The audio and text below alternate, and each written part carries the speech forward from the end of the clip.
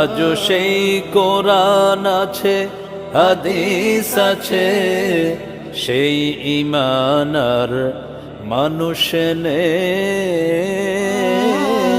আজও সেই কোরআন আছে, হাদিস আছে, সেই আবু বকর ওমর নেই,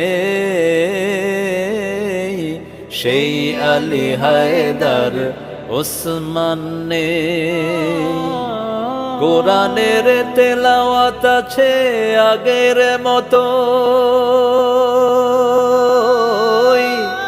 কোরআনের তেলাওয়াত আছে আগের মতো,